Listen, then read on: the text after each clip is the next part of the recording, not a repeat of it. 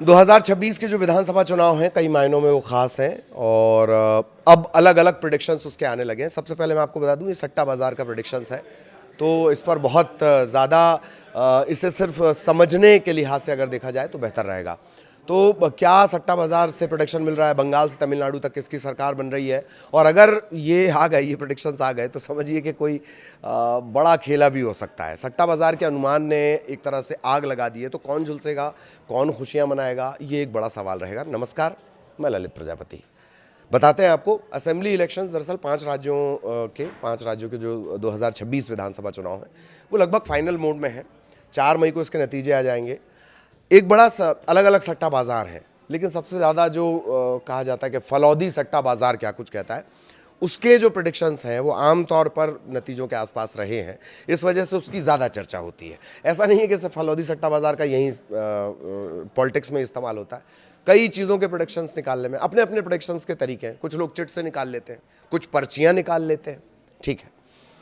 तो फलौदी सट्टा बाज़ार का अनुमान क्या कह रहा है, इसमें ममता बनर्जी को बंगाल में बढ़त तो नज़र आती है, लेकिन बहुत कड़ी टक्कर है, और ये भी तब की बात है जबकि एक चरण अभी बाकी है।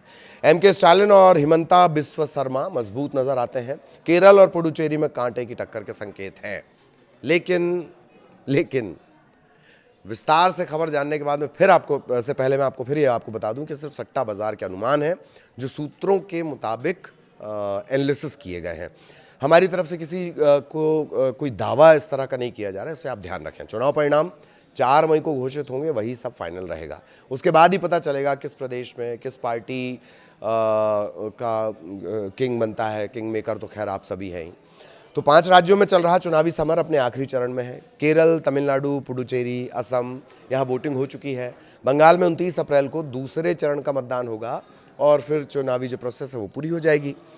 सभी जो नतीजे हैं, 5 राज्यों के जो नतीजे हैं वो एक साथ 4 मई को घोषित किए जाएंगे। इसे लेकर राजनीतिक गलियारों में चर्चाएं तेज हैं। सट्टा बाजार में भी इसका खासा असर देखने को मिल रहा है। तो आपको बताते हैं कि जो सट्टा बाजार है उसका गणित क्या कह रहा है। साल 2026 में बंगाल, तमिलनाडु, ऐसे 5 राज्यों में चुनाव हैं। बंगाल का चुनाव मैं बार बार आपको कहता हूं कि बंगाल का चुनाव कई मायनों में राष्ट्रीय स्तर से ज़्यादा खास है। SIR को लेकर, ममता बनर्जी को लेकर, उनकी सत्ता को लेकर, बीजेपी के वहाँ कैंपेन को लेकर बहुत मायनों में वो खास रहने वाला है चुनाव, ठीक है। तो आखिरी चरण में चुनाव है, सभी प्रदेशों के भाग्य का फैसला, सबकी निगाहें टिकी हुई हैं। 4 तारीख को ये हो जाएगा। तो चुनावी सरगर्मी के साथ ही सट्टा बाज़ार में भी उफान उठना शुरू हो जाता है, और नतीजों के आखिरी दिनों में ये जो शबाब पर ये पहुंच जाता है। प्रेडिक्शन जो है 2026 के सबसे बड़े चुनावी संग्राम को लेकर भी कुछ ऐसा ही देखने को मिल रहा है। प्रमुख सट्टा बाज़ारों में बंगाल से लेकर तमिलनाडु तक परिणामों की बातें होने लगी हैं। अनुमान तेज़ी से आने शुरू हो गए हैं। राजनीतिक पार्टियाँ, देश की आम जनता की धड़कनें तेज़ हो गई। अच्छा, चुनाव हमारे यहाँ ऐसा है ना, कोई जीते कोई हारे पर चर्चा पूरा देश करता है। अब सूत्रों की माने तो चुनाव के नतीजे आने से पहले सट्टा बाजार में किस तरह की सरगर्मियां हैं, फलौदी सट्टा बाजार क्या कह रहा है।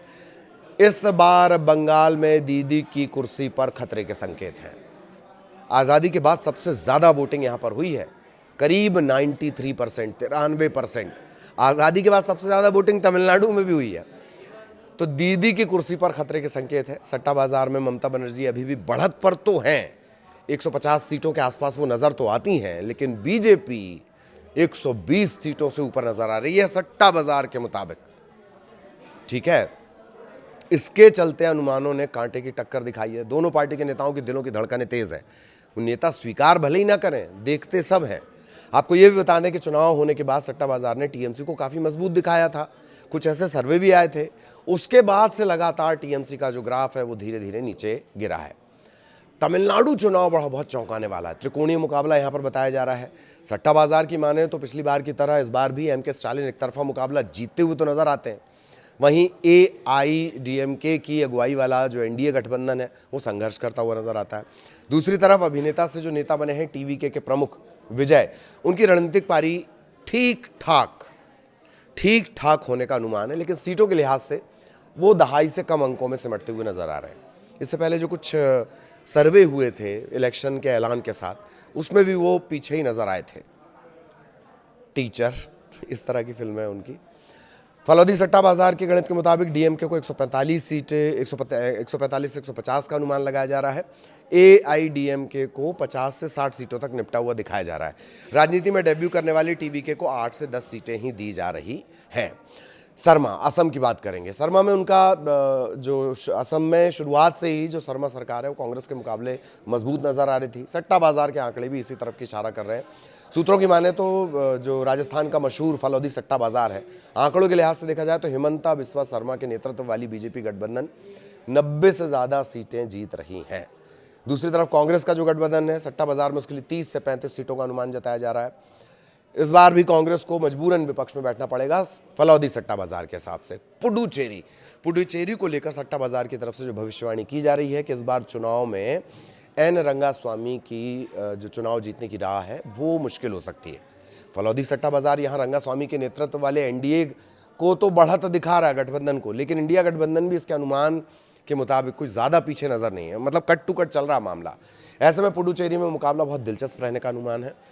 फिल्मी पर्दे को छोड़कर राजनीतिक मंच पर उतरे विजय कुमार अपनी पार्टी टीवीके के साथ किंग मेकर की भूमिका में पुडुचेरी में नजर आ सकते हैं।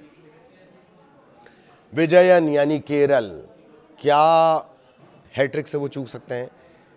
केरल से केरलम में इस बार, केरल से जो केरलम बन गया है, इस बार एलडीएफ और यूडीएफ के बीच आर पार का मुकाबला बताया जा रहा है। दूसरी तरफ पीएम मोदी से लेकर गृह मंत्री अमित शाह तक बीजेपी की जड़ें सबसे शिक्षित प्रदेश में मजबूत करने के लिए उतरे जरूर है।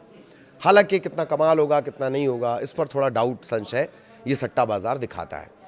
इसके आंकड़ों के मुताबिक केरला में यूडीएफ की वापसी के अनुमान लगाए जा रहे हैं। सट्टा बाजार में यूडीएफ को 80 से 85 सीट मिलने का अनुमान है और एलडीएफ के खाते में 60 से 65 सीट जाती हुई नजर आ रही हैं। फलौदी सट्टा बाजार की तरफ से बीजेपी को केवल 1 से 2 सीटों के बीच निपटा हुआ दिखाया गया है, लेकिन यह ध्यान रखें कि बीजेपी ने लोकसभा में वहाँ कामयाबी हासिल की है, एक दूसरा जो निकाय चुनाव है वहाँ पे भी बीजेपी ने कामयाबी हासिल की है। मैं आपको फिर दोहरा दूँ, ये फलौदी सट्टा बाज़ार, राजस्थान का जो फेमस फलौदी सट्टा बाज़ार है, ये उसके प्रेडिक्शंस हैं, लेकिन देश इतना चुनावी रंग लिए हुए है ना कि हम हर चीज़ सुनना चाहते हैं, भविष्य इतना जल्दी जानने की इच्छा होती है, हर बात हम जानना चाहते हैं। इसी वजह से फलौदी सट्टा बाज़ार क्या कह रहा है चुनाव को लेकर वो हमने आपको बताया। बाकी मालिक आप हैं, पब्लिक आप हैं, जनादेश आपका। 4 तारीख को अपन उस पर चर्चा करेंगे और जब चर्चा करेंगे तो फलौदी सट्टा बाज़ार की भी चर्चा हो जाएगी। बताते हैं आपको, असेंबली इलेक्शंस दरअसल 5 राज्यों के जो 2026 विधानसभा चुनाव हैं वो लगभग फाइनल मोड में है। 4 मई को इसके नतीजे आ जाएंगे। एक बड़ा अलग अलग सट्टा बाज़ार है, लेकिन सबसे ज़्यादा जो कहा जाता है कि फलौदी सट्टा बाज़ार क्या कुछ कहता है, उसके जो प्रेडिक्शंस हैं वो आमतौर पर नतीजों के आसपास रहे हैं, इस वजह से उसकी ज़्यादा चर्चा होती है। ऐसा नहीं है कि सिर्फ फलौदी सट्टा बाज़ार का यहीं पॉलिटिक्स में इस्तेमाल होता है। कई चीज़ों के प्रेडिक्शंस निकालने में अपने अपने प्रेडिक्शंस के तरीके हैं। कुछ लोग चिट से निकाल लेते हैं, कुछ पर्चियाँ निकाल लेते हैं, ठीक है। तो फलौदी सट्टा बाज़ार का अनुमान क्या कह रहा है, इसमें ममता बनर्जी को बंगाल में बढ़त तो नज़र आती है, लेकिन बहुत कड़ी टक्कर है, और ये भी तब की बात है जबकि एक चरण अभी बाकी है। एमके स्टालिन और हिमंता बिस्वा शर्मा मजबूत नजर आते हैं। केरल और पुडुचेरी में कांटे की टक्कर के संकेत हैं। लेकिन विस्तार से खबर जानने के बाद में फिर पहले मैं आपको फिर ये आपको बता दूं कि सिर्फ सट्टा बाजार के अनुमान है जो सूत्रों के मुताबिक एनालिसिस किए गए हैं। हमारी तरफ से किसी कोई दावा इस तरह का नहीं किया जा रहा है, इससे आप ध्यान रखें। चुनाव परिणाम 4 मई को घोषित होंगे, वही सब फाइनल रहेगा। उसके बाद ही पता चलेगा किस प्रदेश में किस पार्टी का किंग बनता है। किंग मेकर तो खैर आप सभी हैं ही।